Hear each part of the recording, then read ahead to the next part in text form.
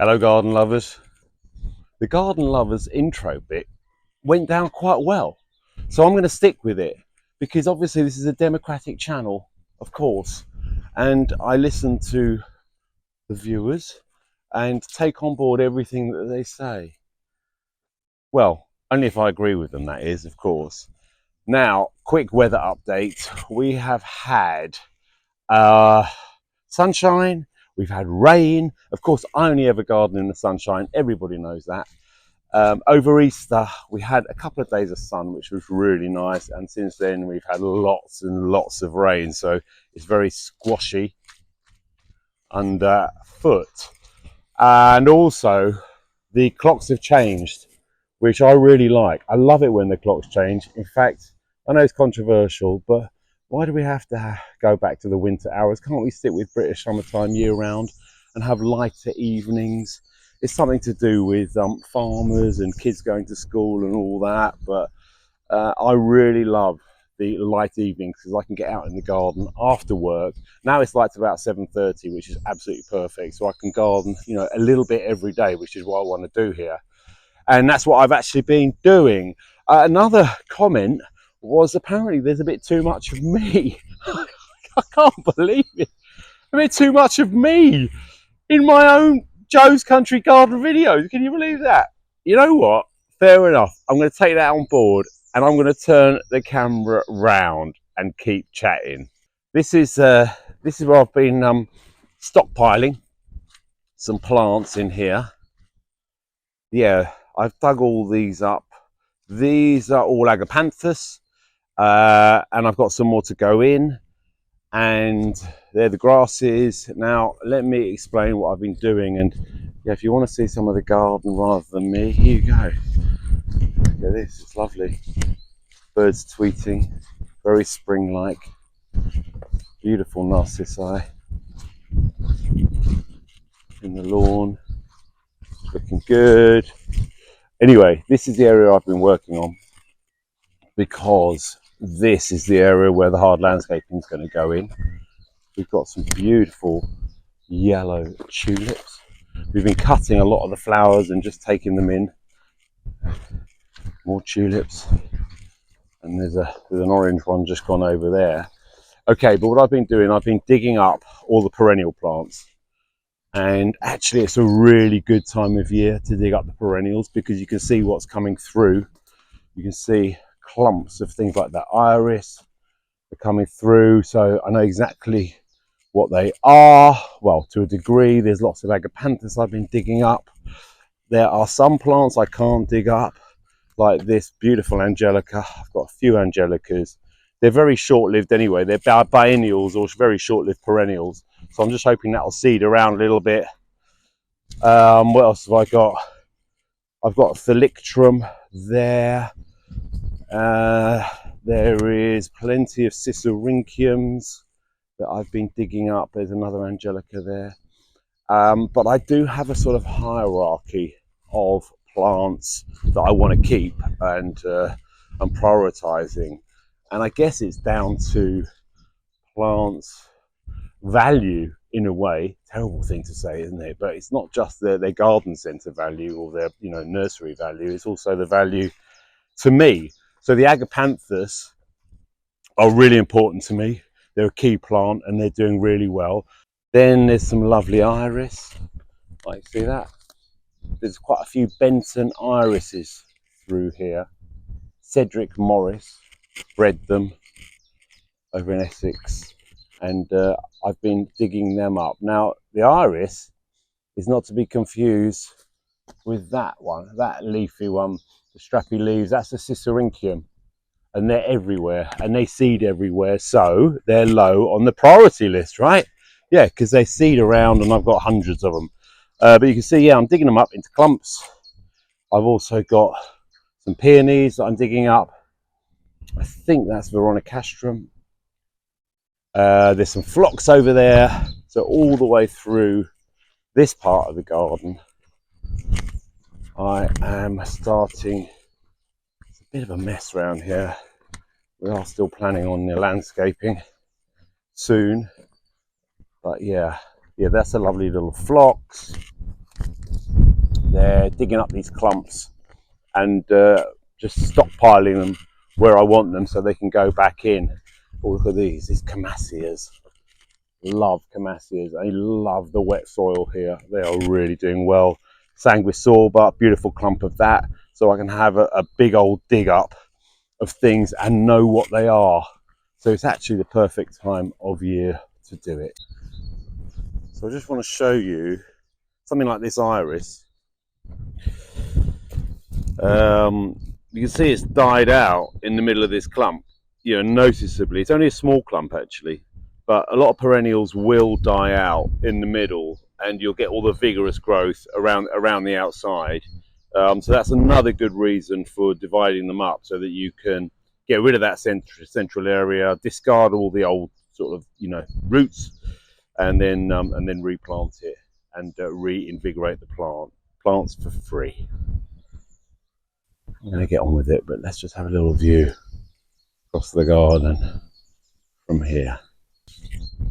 I'm just going to talk briefly about the value of plants.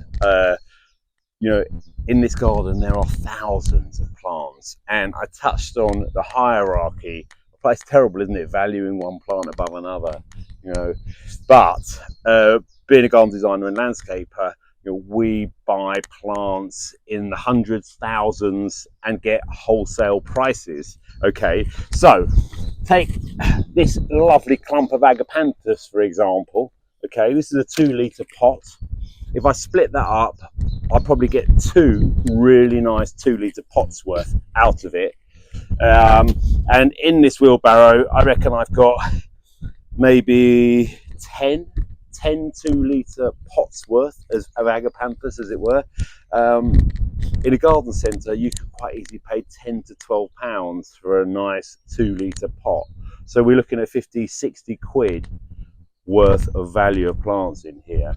I'd probably pay, well, around half of that, I guess, but it's still, you know, really valuable. I love agapanthus, so I'm going to keep them, but I can't help thinking the more I dig up, the more I save, the more money I'm saving at the same time, even though in the long run I will be buying, I reckon, thousands of grasses and perennials to plant in this garden overall. But that's the way my mind works. Okay, so I'm going to dig up a nice clump of iris, and I adore iris, and actually I adore splitting iris as well. I tend to do it after flowering, but obviously I've just got to do it now, and now's not a bad time to do it either, actually. So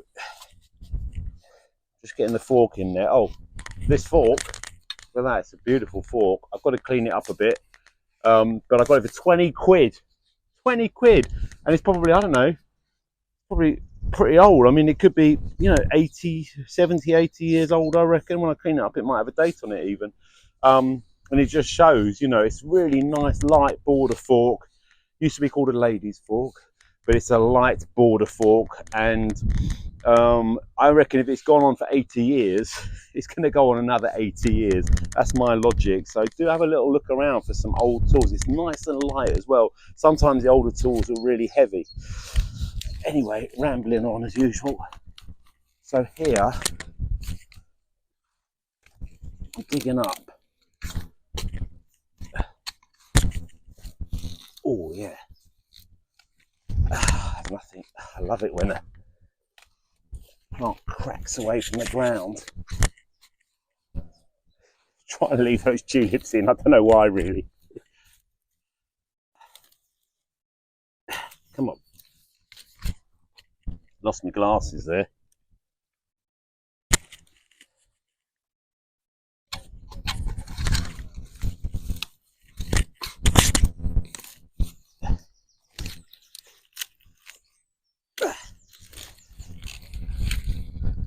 Coming up with a tulip on it. Beautiful.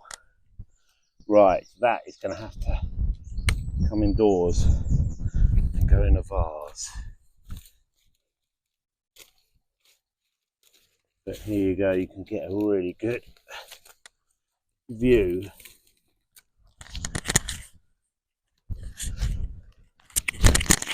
really beautiful iris, just right for splitting, which is what I'm going to do.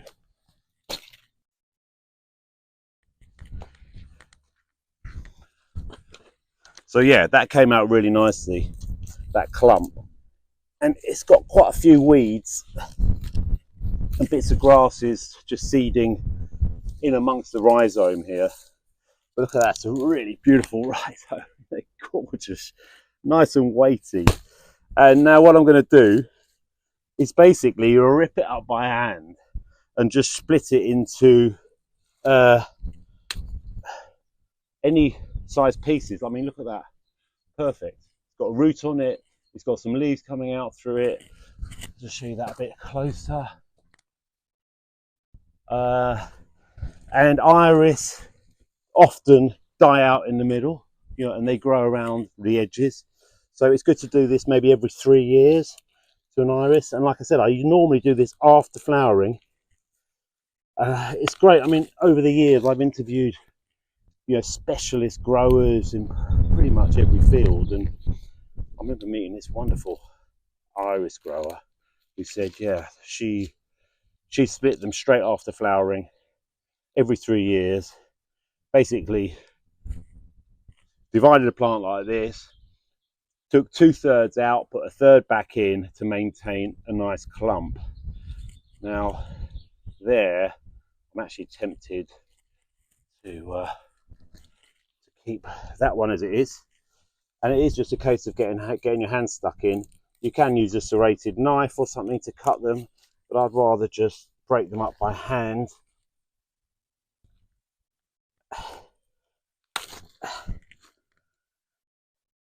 And where they just easily break off, that's the place to break them off. Now, something like that, you can divide them up into individual plants, or you can leave them slightly bigger. I'm going to leave that one slightly bigger and get a variety of sizes from this one clump. Oh, let's see how many plants I can get.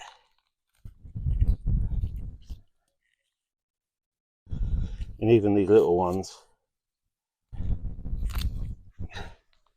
little ones like that, as long as they've got a bit of root on them, they will grow away pretty easily. And you can pot them up, but I've got this lovely storage area, and as I said, you know, I'd much rather grow them in the ground. They're easier to maintain. They'll dry out less, even though actually these iris don't mind drying out at all. They're pretty drought tolerant. They are drought tolerant plants. But what's nice is in this garden I've got various iris. I've got bearded iris like this, and I've also got Iris sibirica as well, which really likes the moist soil. So it's interesting that actually you can grow a wider range of plants than you may think. Now, nice big clump like that. Yeah, go on, let's split that one up.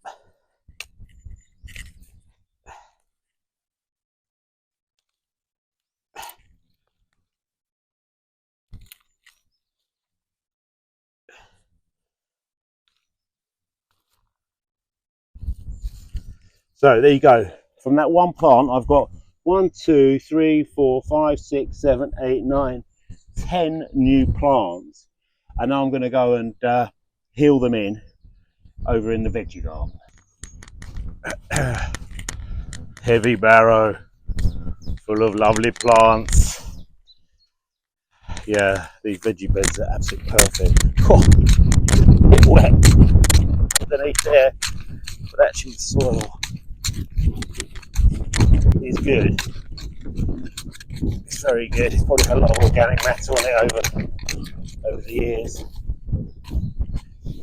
And ideal for just storing these plants. So, okay.